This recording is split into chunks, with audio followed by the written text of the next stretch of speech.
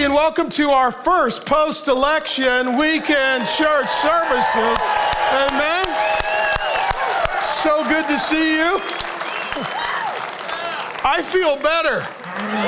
I'll just come right out and say, I'll just come right out of that closet and tell you I feel better. I will get to the sermon in a moment, but I just want to start by saying thank you. It was at the beginning of this year that God really impressed on me to lean into the election and to teach and to preach and to lead and to love. And so we had the Vote Like Jesus sermon series in partnership with our online ministry at Real Faith. We had, I published a book as well. We interviewed a ton of political candidates and those that are political pundits.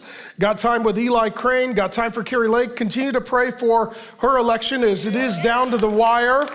In addition, got to speak to those who are Border Patrol agents and those who are pro-life advocates. And we just kind of went all in. It just kind of went all in, and it culminated last weekend, and God did some wild things. I got to meet Vice President and now President, and I was like, I'm just a guy that went to public school. I was like, what is going on? So God was very gracious, and then last weekend it culminated with us having Charlie Kirk, who I really want to publicly honor for getting out the vote and activating a younger generation. And we got to have Carrie Lake with us as well, and she came to worship with us before the election, and our friend Sean Foyt led worship. And so we got to pray and spend some time together.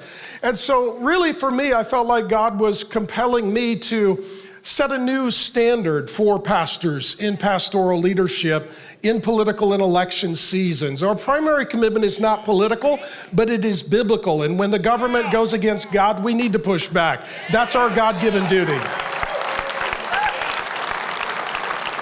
So I wanted to say thank you to the dear people at Real Faith Online and to the dear people at Trinity Church. We heard throughout the course of the election, how in the world do you get away with what you say? And I said, well, you should meet our people. These are the joyful warriors. That's who our people are.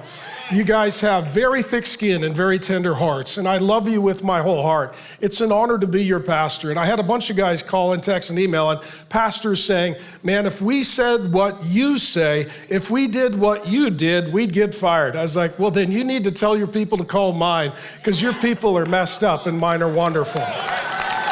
So I want to thank you. I had the honor of starting this church 8 years ago with my family. I got to lead you through COVID. I got to lead you through Black Lives Matter and riots. I got to lead you through the election.